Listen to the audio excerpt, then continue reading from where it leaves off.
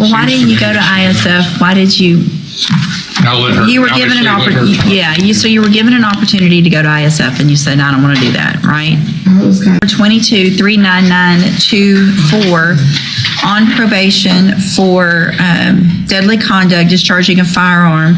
Given a 6-year deferred probation, June 10th of 2024. Motion to revoke was filed. Entered pleas of true to counts. Looks like 1 through 9, and then 11, 12, and 13. I've received an updated pre-sentence report. Has everyone had an opportunity to review that report? Defense has, Your Honor. Any additions or corrections? I just argument, not from the state. Hold on a second.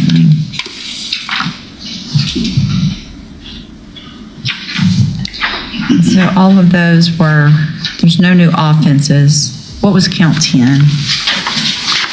Hold on a second.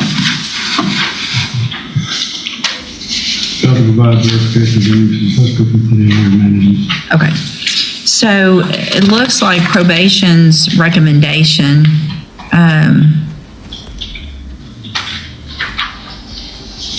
I don't know if they actually made a recommendation, Your Honor. Yeah, they kind of didn't. Mr. Kimler, go ahead. Your Honor, Ms. Howard has struggled on probation, and I say that really, it was a kind of a polite way of saying she really hasn't done a whole lot while she's been on probation, except test positive for THC and alcohol.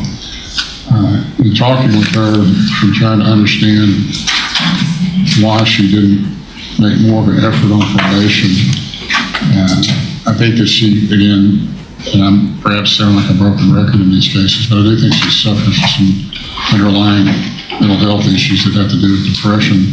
The court would note in the report that she did have a stillbirth, and I think that that's affected her. Of course, that's not an excuse, but and then, of course, she refused to help with ISF and substance abuse. And again, I'm not an expert, but I think part of her problems with THC and alcohol stem from self-medication. And I do think she would benefit from ISF substance abuse, and she, I believe, wants to do that now. But really, she needs treatment for depression and get her serotonin levels back. I mean, again, I'm not an expert, but to get her serotonin levels balanced out, and perhaps she would perform better. I think she's had an opportunity since she's been in jail, I believe about 120 days, to reflect and introspect and gain some insight into her position here. And she's told me during our discussions that she does want to keep a felony off of her record. She does have plans for the future that a felony would compromise. And she really wants to do the probation and is willing to do the ISF. Now, I know I've looked at these incident reports from the jail, and it seems that this is kind of a recurrence with people that are detained in resolution to these incidents for these reports to be generated. And I'm not questioning or asking the reports. I'll just note that it appears to me from looking at the reports that they all derive from her interactions with one corrections officer. Not all, but most. Most do, but then again, I'll leave it to Ms. Howard to kind of explain that to you, maybe what's going on there at the jail with these reports. She has a support system available. Just women in the back are all here in support. So she has that going forward too. I think that she can do the probation, Your Honor. It's a question of whether she's sufficiently motivated. And again, well, why didn't you go to ISF? Why did you? You were given an opportunity. Yeah, you were given an opportunity to go to ISF, and you said, "No, I don't want to do that." Right? I was kind of scared and didn't know like what the courts was going to tell me. And well, I mean, ISF would be better than prison. Yes, ma'am. I know that, but I was just scared. I wanted to just buy me some time and actually do my probation, because I know I admit to all my wrongdoings. I wasn't ready to go to prison or ISF. But you know it's going to be one or the other. Yes, ma'am. You're not going to not do all this and me go, okay, well, let's go right back out on probation. Yes. You know it doesn't work like that. Yes, ma'am. Just tell me what's going on with you and Miss Bobo. I'm not gonna say she picks, but it's a lot of picking going on with that officer. Do you think if you, from day one, were just following the rules, Yes, ma'am. that you probably wouldn't have that issue? Yes, ma'am. You know what I mean? Yes, ma'am. So, from what I can tell, from the time you got in there, you didn't follow the rules right. Yes, ma'am. She got frustrated, and then it's all right. Well, I don't want to interrupt you. It's okay. She got frustrated probably pretty quick because her job is just to try to make you guys follow the rules. When you're not, then they're gonna pick because you're still not following the rules. Yes, ma'am. You know what I mean? So if you did that from the beginning, she wouldn't have been watching you more closely. She wouldn't have been worried maybe so much. But if you continue to break the rules, it's her job to enforce those rules. That's not picking, right? Yes, ma'am. That's enforcing the rules. She's just there to do her job. And I know there's a lot of females in there that don't have a stack of write-ups like this. Yes, ma'am. They don't call officers bitches. Yes, ma'am. You know? We're looking at 2 weeks ago. Bitch, you've been waiting all day to just write me up. That's after all these pages of the other incident reports. She probably is waiting to write you up because she knows you're not going to follow the rules. Yes, ma'am. Okay? Mr. Smith? Judge, it's seems like deja vu all over again. She has an issue with apparently cocaine, THC, and alcohol.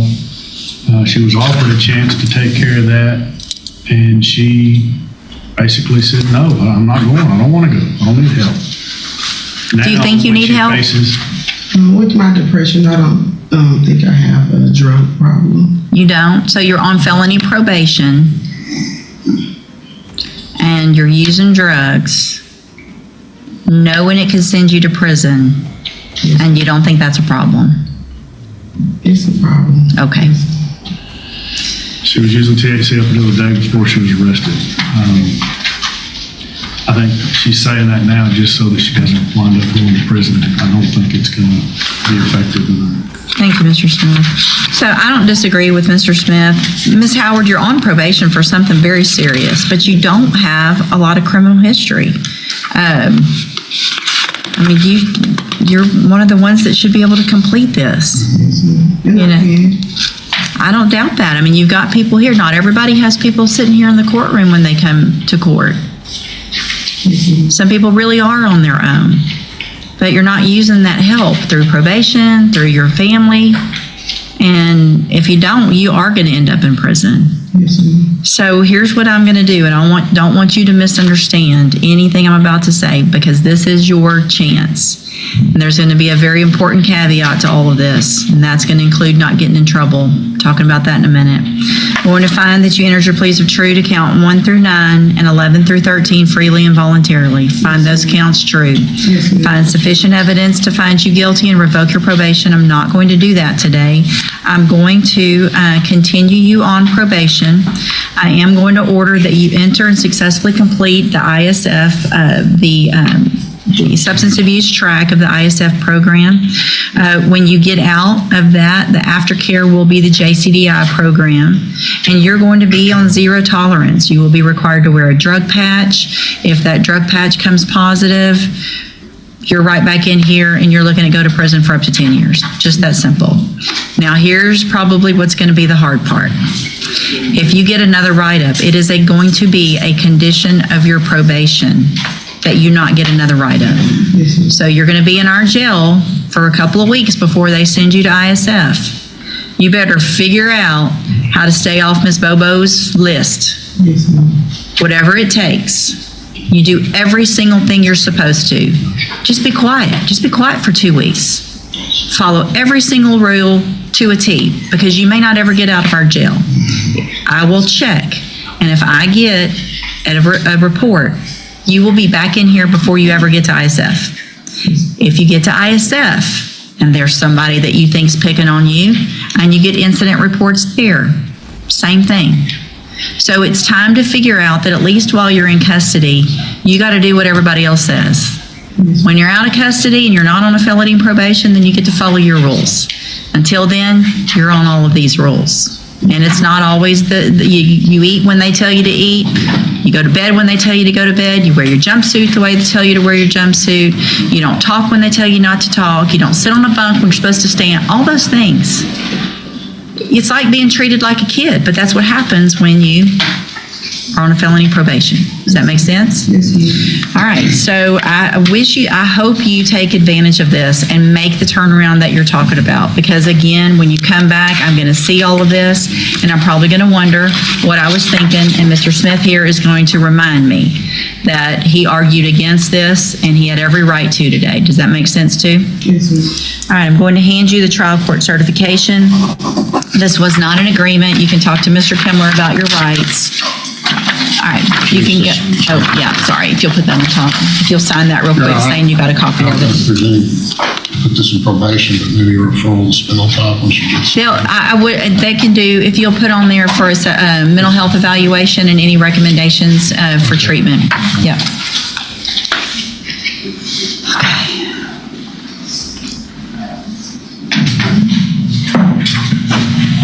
Thank you all for being here. You can go back. Thank you. Good luck to you.